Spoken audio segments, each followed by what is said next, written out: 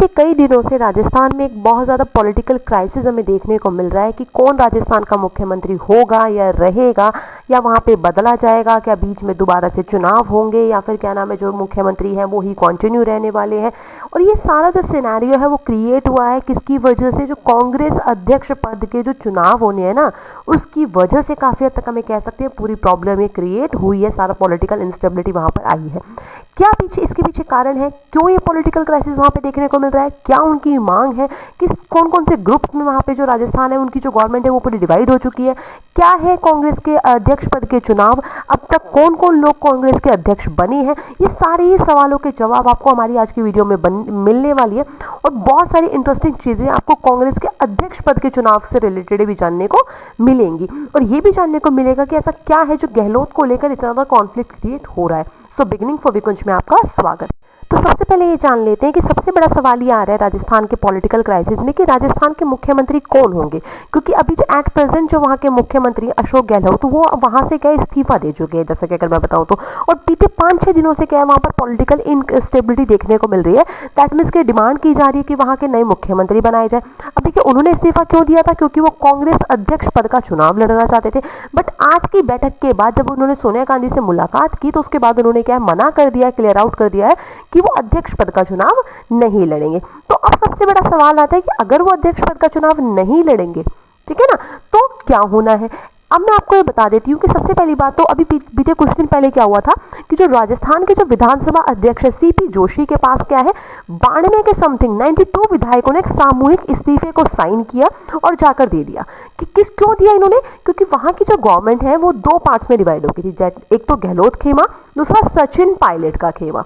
अब क्या है ये दोनों खेमे और क्या है इनकी डिमांड वो जान लेते हैं। बात करें गहलोत खेमे की, तो गहलोत ने क्या है, जो हम अशोक गहलोत वहाँ के मुख्यमंत्री हैं राजस्थान के, उन्होंने अभी कुछ दिन पहले अपने मुख्यमंत्री पद से इस्तीफा दे दिया था। और अगर उन्होंने इस्तीफा दिया तो सबसे बड़ा सवाल आ रहा था कि अब मुख्यमंत्री कौन होगा। तो ये अटकलें लगाई जा रही थी कि राजस्थान के जो नए मुख्यमंत्री है वो कौन होंगे, सचिन पायलट, ठीक है, क्योंकि सभी को लगता था कि वही एक सही उम्मीदवार है। बट जो वहाँ के जो विधायक है ना, वो सभी नहीं चाहते कि सचिन पायलट मुख्यमंत्री बने। बेसिकली गहलोत खेमे के जितने भी विधायक हैं वो नहीं चाहते कि सचिन पायलट को मुख्यमंत्री बनाया जाए। अब आता है दूसरा ग्रुप जो कि सचिन पायलट खेमे का है, वो क्या चाहते हैं, सचिन पायलट से जो बिलोंग करने वाले जो विधायक हैं बेसिकली, और जो उनको पसंद करते हैं, वो लोग क्या चाहते हैं कि सचिन पायलट को ही मुख्यमंत्री बनाया जाए। अब देखिए ये सारा जो पॉलिटिकल क्राइसिस वहाँ पे चल रहा है, इसमें सबसे बड़ी एक और बात आती है कि इन सबका असर हमें देखने को मिलेगा राजस्थान में हाल ही में आने वाले 2023 के विधानसभा चुनाव पे, क्योंकि राजस्थान में भी 2023 में विधानसभा चुनाव होने हैं। जैसा कि मैंने आपको बताया कि सारा जो प्रॉब्लम है वो किसकी वजह से क्रिएट हुआ, कांग्रेस के अध्यक्ष पद के चुनाव के लिए।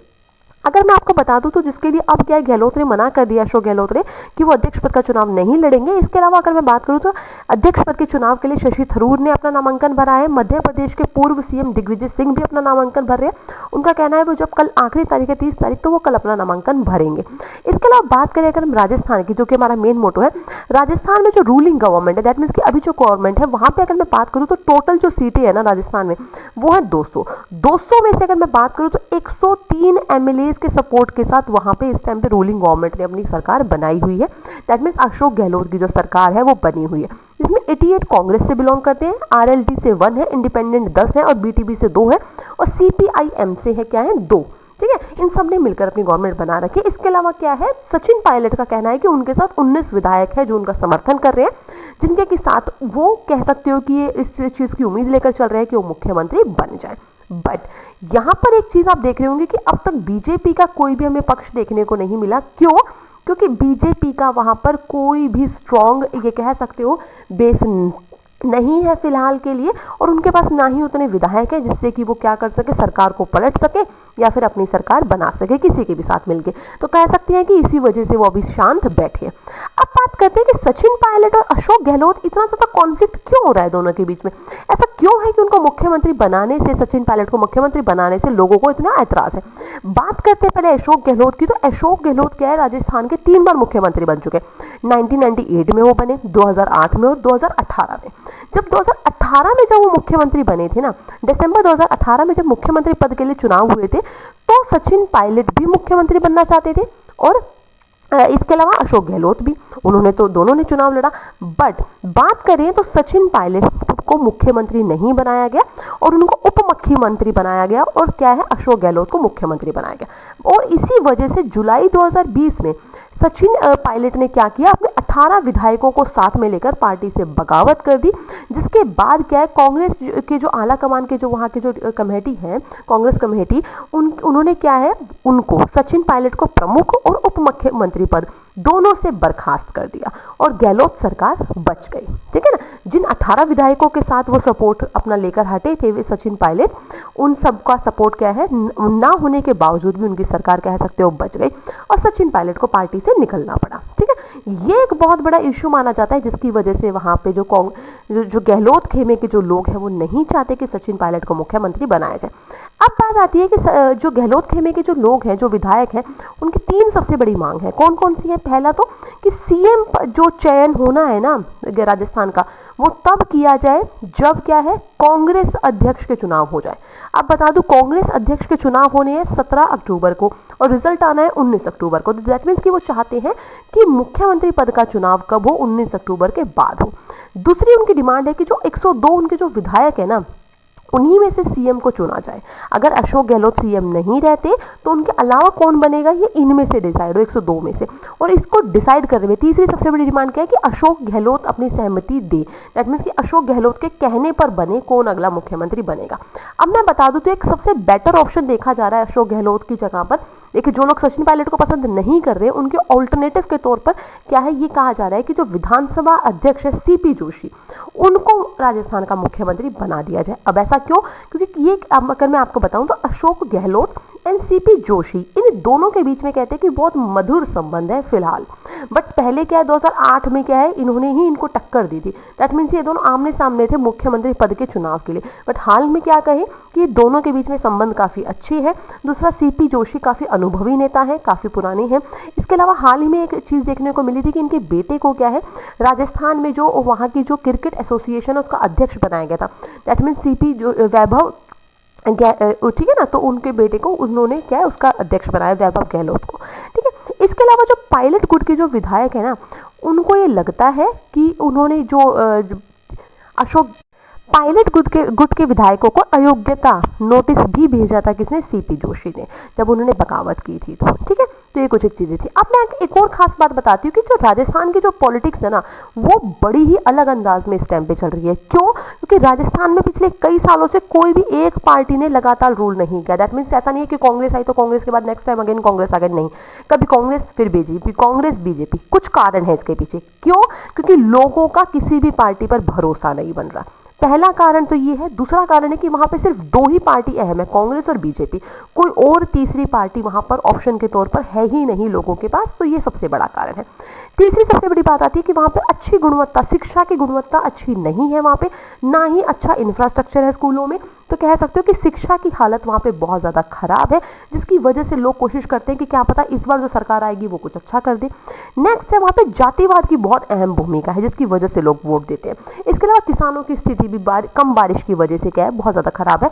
तो यहाँ पर एक कहावत बहुत अच्छी बैठती है कि ऊँट किस करवट बैठेगा, राजस्थान का जिक्र हो रहा था, ऊँट किस करवट बैठेगा ये कहना मुश्किल है। अब हम बात करते हैं कि जो इस सारे प्रॉब्लम के पीछे सबसे बड़ा कारण है कांग्रेस अध्यक्ष पद का चुनाव, उसके बारे में। अगर हम बात करें कांग्रेस अध्यक्ष पद के चुनाव के लिए, तो जो कि अभी होना है, हम बात कर लेते हैं इसकी कुछ हिस्ट्री को लेकर कि 1948 से लेकर 2022 तक कौन कौन लोग कांग्रेस के अध्यक्ष बने हैं कांग्रेस पार्टी के। तो बात करें तो कांग्रेस अध्यक्ष पद का सबसे पहला चुनाव हुआ था 1950 में, और उस टाइम पीरियड पे अगर मैं बात करूं तो तब से लेकर अब तक 16 से दैट मीन्स कि 13 बार ऐसा है कि नेहरू गांधी के परिवार के लोग क्या है, अध्यक्ष नहीं बने। सिर्फ 5 बार ही क्या है, नेहरू गांधी परिवार से जो लोग हैं वो इसके अध्यक्ष बने हैं, जिनमें कि अगर मैं बात करूं तो जवाहरलाल नेहरू है, इंदिरा गांधी है, राजीव गांधी है, सोनिया गांधी और राहुल गांधी। हायरार्की चला आ रहा है कह सकते हो। इसके अलावा 13 लोग ऐसे हैं जो कौन, मैं आपको उनकी भी लिस्ट आगे सामने आपके बताऊंगी। सबसे लंबे समय तक कांग्रेस पार्टी की अध्यक्ष कौन रही है, सोनिया गांधी, जो कि क्या है 1998 में अध्यक्ष बनी थी और 2022 तक है। बीच में 2017 से लेकर 2019 में क्या है, राहुल गांधी अध्यक्ष रहे थे। पहला जब चुनाव हुआ था तो उस टाइम पर आचार्य कृपलानी और पुरुषोत्तम दास के बीच में मुकाबला हुआ था, जिसमें कि पुरुषोत्तम जो टंडन है बेसिकली वो जीत गए थे, वो विजयी हुए थे, लेकिन कुछ टाइम के बाद उन्होंने रिजाइन दे दिया था, जवाहरलाल नेहरू जी अध्यक्ष बन गए थे। अब आपके सामने मैंने पूरी लिस्ट मेंशन की है कि 1947 में जब हमारा देश आज़ाद हुआ था तो उस टाइम पे कांग्रेस के अध्यक्ष कौन थे, किससे उनकी शुरुआत जेपी कृपलानी से शुरुआत होती है, और 1948 में क्या है, पट्टुबी सीतारमैया बनती है, उसके बाद पुरुषोत्तम दास टंडन आते हैं, देन नीलम संजीव रेड्डी, सन भी मैंने लिखे हुए कब से लेकर कब तक थे कौन थे, इसके अलावा के कामराज, एस निंजगिलप्पा, इसके अलावा जगजीवन राम है, इसके अलावा क्या है, शंकर दयाल शर्मा, देवकांत बरुआ, पीवी नरसिम्हा राव, सीताराम केसली, इसके अलावा क्या है, ब्रह्मानंद रेड्डी और यूएन डेबर। ये कुछ 13 लोग हैं जो अब तक कांग्रेस के अध्यक्ष बने हैं कांग्रेस पार्टी के, जो कि गैर नेहरू गांधी परिवार से। अगर आपको वीडियो अच्छी लगी हो, देखो एक बात और मैं आपको यहाँ पे बता दूं कि इन सारे पॉलिटिकल क्राइसिस में जो राजस्थान का है ना, अशोक गहलोत बिल्कुल शांत है। क्यों कहते हैं ना, उनके दोनों हाथ में लड्डू है, क्योंकि अगर मुख्यमंत्री उनको पद से वो हटेंगे नहीं, वो मुख्यमंत्री रहेंगे ही रहेंगे, ठीक है ना, उनको पता है कि मुख्यमंत्री उन्हीं को बनना है।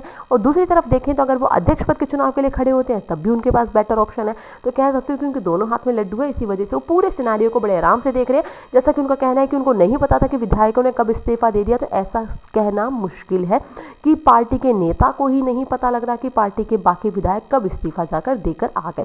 तो ये सारी चीज़ें भी फिलहाल वहाँ पे चल रही है, तो देखते हैं कि क्या फाइनल कंक्लूजन निकलते हैं और किस तरीके से क्या वहाँ पे मुख्यमंत्री कौन रहता है और कौन कांग्रेस के नए अध्यक्ष बनते हैं। तो अगर आपको वीडियो अच्छी लगी हो, तो इन्फॉर्मेटिव लगी, तो प्लीज़ वीडियो को लाइक करें, शेयर करें और चैनल को सब्सक्राइब करना ना भूलें। So thanks for watching and good luck student.